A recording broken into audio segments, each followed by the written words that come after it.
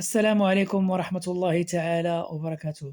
قصة اليوم قصة واقعية حزينة دازت على آبائنا ولا أجدادنا في المغرب ما بين 1944 1945، فترة الحماية الفرنسية، عام الجوع، القيامة اللي دازت على المغاربة. جوعاتهم فرنسا وكانت كتاخذ المحاصيل ديال المغرب كاملين وتديهم العسكر ديالها اللي كانوا كيتحاربوا ضد المانيا، حيت كانت المانيا كانت احتلات فرنسا. كانوا الشيوخ كيقولوا داك العام ما بقى فيه لا حيه لا دابه، عام الجوع، ولا كيسميوه بزاف عام البون. كان من اسود السنين اللي دازت على المغرب في زمان الحمايه الفرنسيه. الارض عطشات، المحاصيل نقصات، والناس ولات كدور غير على شويه ديال الدقيق، بحال اللي كيقلب على الذهب. فرنسا كانت مسيطره على كل شيء، الحبوب، الزاد، وحتى الانفاس ديال الناس، وكانت كتجمع القمح والشعير باش تصيفطوا الجيش ديالها اللي كان كيتحارب في الحرب العالميه الثانيه، في حين ان المغاربه اللي تحت حمايتها ما بقى عندهم حتى ما ياكلوا. ليبرتي، ايغاليتي، فراترنيتي، هادو هما النصارى، هادو هما الفيزاج الفري، الوجه الحقيقي ديال النصارى، لعنهم الله الامبرياليين الاستعماريين. فرنسا، الحقوق الانسان، هكا حقوق الانسان، وصد وحلوا ديناتك، حلوا ديناتك. شو ابائنا وجدودنا شنو دوزوا، وحمد الله على المعيشه اللي انت عايشها. كيحكيو الشهود ديك الفتره الناس وصلوا لدرجه ياكلوا الجيفه، والجيفه الجيفه، الحيوان اللي كيطيح ميت في الطريق كانوا كيحملوه ويديوه للدار باش يطيبوه. الاباء كيبكيو عيونهم حمرين على وليداتهم اللي كيموتوا، والامهات كيديروا المستحيل باش يلقاو غير كسرة الخبز. كانت الناس كتصطف قدام البون بحال طوابير القيامه، والبون هو داك البوان اللي كان كيعطيهم فرنسا مره في الشهر، كتمشي تتقدى بهم. داكشي هزيل تيقدك الشهر كامل.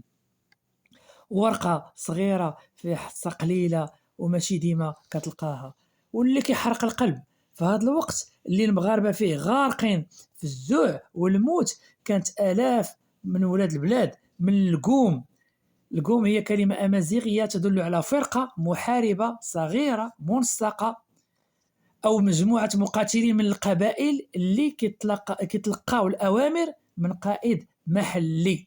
في المناطق الجبليه سيغتو كانوا وعندهم مهاره كبيره في الحرب، وسماهم الفرنساويين القوم ولا لي قوميي. رجعوا القصه ديالنا، في هذا الوقت اللي المغاربه فيه غارقين في الجوع والموت كانت الاف من ولاد البلاد من القوم كيقطعوا الصحاري والاوديه وكيحاربوا جنب فرنسا في الحرب ضد النازيه، وهما مستعمريننا حكا تحت الحمايه حنايا، وعندهم وجههم احمر وتيدوك المحاصيل كلهم مجوعيننا والناس كتموت بالجوع، واخدين الناس الرجال ديالنا كيمشيو يحاربوا ويعاونوهم باش يهزموا المانيا، يهزموهم ويحرروا فرنسا. كانوا كيموتوا الناس في الجبهات البعيده، المغاربه القوم، وفرنسا كتفتخر بشجاعتهم، ولكن في بلادهم واهليهم في المغرب كيموت بالجوع. كثير من المؤرخين كيقولوا ان سوء التدبير ديال الاداره الفرنسيه وقسوه نظام التموين هو اللي زاد الطين بله.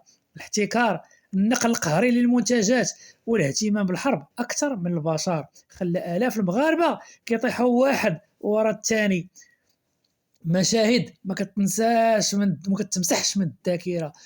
اطفال هزالين، البطون منفوخين من سوء التغذيه، رجال شدتهم المراره كيدوروا في السوق غير باش يشموا ريحه الخبز، نساء كيبكيو قدام المخازن المسدوده، وجثث كتدفن بلا اسم بلا كفن غير باش ما يتعفنوش وتزيد الاوبئه.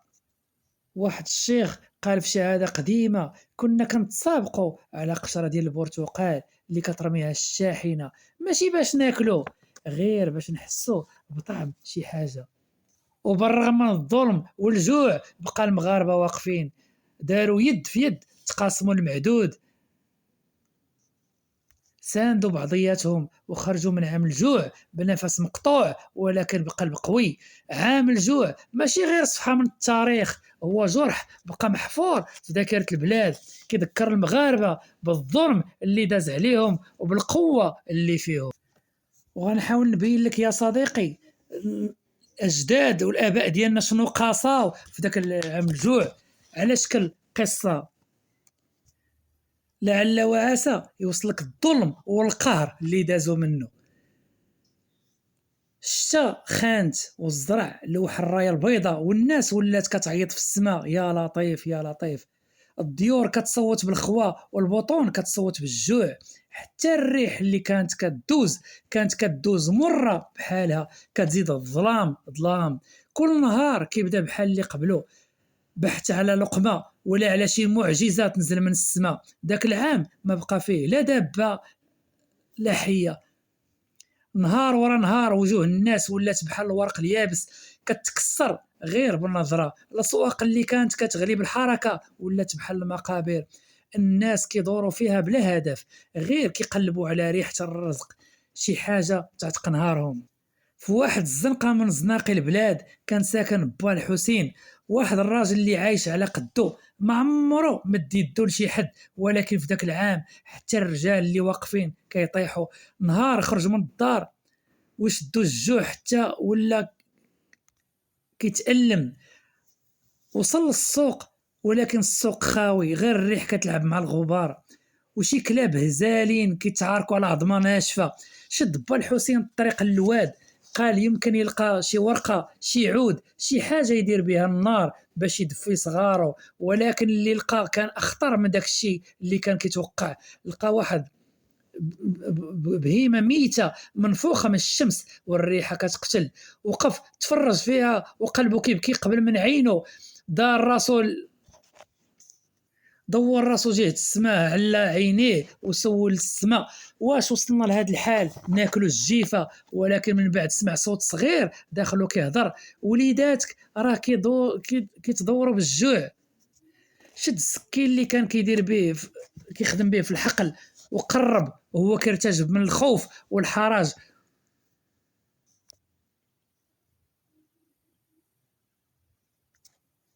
قطع حتى لقى شويه ديال اللحم اللي ما هداتوش الشمس بزاف، والدموع على خدو كتنزل ماشي من الريحه ولكن من القهره. رجع للدار لقى مو عايشه كتغني للصغار باش ينساو الم الجوع، وكيقول هذيك الغنى كانت اقوى من الصبر. كانت كتقول لربي شوف حالنا. طيبات مو عايشه داك اللحيمه بالملح والماء بزاف باش تخسر من الريحه ديالو، وما خلات حتى واحد يعرف بالسر اللي بيناتهم. الصغار كياكلوا وبا الحسين كيشوف فيهم وكيحس بحال شي حجر جالس في صدرو. ولكن غير شاف الضحكه رجعت لوجوههم عرف بلي القدر يمكن يكون قاسي ولكن الاب كيبقى اب. وفي نفس الوقت بعيد على هاد الزنقه كانوا ولاد البلاد اللي شدوهم الاستعمار القتال القوم، كيقاتلوا في الحرب كيموتوا في الجبهات. واحد كيشد باريس وواحد كيدفنوه في الارض اللي ما عرفهاش وبلادهم كتغوت من الجوع. مع توالي الشهور عام الجوع ولا بحال وحش كياكل في البلاد شويه بشويه. كل نهار كتسمع فلان مات فلانه ما صبراتش، والقوافل ديال الموت ولات كتخرج من كل دوار بحال نهر ديال الوجيعه. كانت الناس كيدفنوا بعضياتهم بيديهم بلا كفن بلا حتى ما يقولوا الراجل الله يعفو، غير حفرة صغيرة باش الفقر ما يعريش حتى الميت. في هذا الوقت بداو الناس كيجمعوا راسهم في كل دوار، كيلقاو شي كبير ولا شي مرأة مسكينة ولكن قلبها كبير كدير راسو مسؤول على الجميع. في دوار با الحسن كانت لاله زهرة، مرأة كبيرة في العمر ولكن وقفت البنيان. كانت كدوز على كل دوار كتسول واش شي حد ما كملش عشاتو اليوم. الا لقات شي مرا جيعانه كتجيب لها شربه من اللي عندها، وإلا لقات شي عجوز جالس في الظلام كدي معاه الضوء ديال الشمعه والصحبه. ناس الدوار كانوا كيقولوا راه لاله زهره ما كتنعس حتى كينعسوا الناس. كانوا الناس كل صباح كيجمعوا شويه ديال الدقيق اللي عندهم، شي اللي جاب حفنه الشيء اللي جايب غير غبره وتعجن لاله زهره خبزه وحده كبيره كيطهيوها ويتقاسموها. ولات داك الخبزه رمز للقوه، كتقسم على 10 ومنين كتوصل ليهم كيكون منها غير الفتات، ولكن الفتات في داك الوقت كان بحال الذهب الابيض. والطفوله ما وقفاتش رغم الجوع، كانوا الصغار كيلعبوا في الدرب كيضحكوا، وكل ضحكه منهم كانت كترد الروح في قلوب الكبار، بحال اللي كيقول لهم غادي ندوزوها غير صبروا. والراجل من دوار بعيد الا جا وما لقاش ما ياكل كيدخل اول دار كيشوف الضوء ديالها شاعل ويقول عافاكم، غير شويه ديال الماء، وما كيخرجش غير بالماء، كيعطيوه كسره ديال الخبز وشي تميرات ولا غير ماكله دافيه. الناس زمان كانت فيهم الشهامه، ما كتحتاجش المعرفه ولا لقب. داك التضامن اللي ولدته القسوه كان اقوى من الحديد. مرات الشهور والجوع بدا كيخلي اثره في كل وجه، وبدات الشتا كترجع بشويه بشويه بحال طفل خجول كيدق الباب بعد غياب طويل. في الليالي الاولى ديال المطار الناس ما نعسوش، كان كل واحد واقف في العتبه ديال الباب وكيشوف السماء كتسير ويقول الحمد لله راه ربي ما كينساش. الارض شربت من جديد والزرع بدا يطلع بحال الشوك الصغير اللي رافض يموت. في وسط التحسن اللي جا ببطء وصلت اخبار من بعيد، النازيه تراجعات، الحرب بدات تسالي، وفرنسا وقفت على رجليها بشجاعة جيوش كثيرة ومن بيناتهم آلاف المغاربة من القوم والجيش المساعد. نهار رجع أول فوج من ولاد القوم، الدوار كامل خرج يستقبلهم، كانوا لابسين بدلات الحرب وجايبين معاهم قصص الشجاعة والبرد والرصاص، ولكن اللي تلقاهم كان أصعب من الحرب. البلاد هزيلة، الناس ناقصين في الوزن بحال اللي رجعوا من جحيم. بعد الرجوع بدا عمل جديد، ماشي حرب السلاح ولكن حرب بالبناء والصبر. الرجال اللي رجعوا من الجبهات بداو كيعاونوا الناس باش يبنيو اللي طاح، والنساء بداو كيحرثوا جنب الرجال. المساجد عمرات من جديد بالدعاء والشكر. عام الجوع خلى المغرب كله مجروح، ولكن نفس الجرح هو اللي خلق التضامن واللي جمع الناس واللي خلى كل واحد يحس بقيمة الآخر. البلاد بدات كترجع بشويه بعرق الناس وبدمعة الصبر وبقلب عمروا الجوع، ولكن ما عمروا طفى. مرات السنين وبدا عام الجوع يولي ذكرى بعيدة، ولكن ما عمره غاب من القلوب. كل واحد بقى في آثار، بصمة، جرح صغير بحال الندبة اللي كتقول أنا هنا ما تنسانيش. عام الجوع سالة ولكن آثاره ما سالاش، بقى في ذاكرة المغرب بحال كتاب مفتوح، كل صفحة كتقول عبرة، وكل كلمة كتقول صبر، وكل فقرة كتقول المغربي مهما ضربته الدنيا كيرفع راسه ويهز اللي حداه. وهكذا من وسط الجوع خرجت الإنسانية، ومن وسط الظلام خرج التضامن، ومن وسط الآلام زادت قوة جديدة، قوة شعب ما كيطيحش حتى إلا الدنيا دارت عليه. وهذه كانت حكاية عام الجوع، حكاية مرة ولكن ديال الناس قلوبهم كبار بزاف. كنتمنى يا صديقي هاد القصة تكون قرباتك من الآلام والقهرة اللي دوزوها آبائنا وأجدادنا باش خلاو لينا هاد الوطن حر. هذه قصة آبائنا وأجدادنا، قصة الرجال اللي ضحاو وبالقوة والشجاعة ديالهم باش خلاو لنا هاد البلاد هادي اللي خاصنا نحافظوا عليها. وافتخر يا مغربي، راه باك ولا جدك كان واحد من هاد الرجال اللي ما قدرش الاستعمار الغاشم ما قدرش يحطمهم، وبقاو صابرين وصبروا على الجوع والنوع والبكي بلا دموع كيف ما تيقول في المثل المغربي.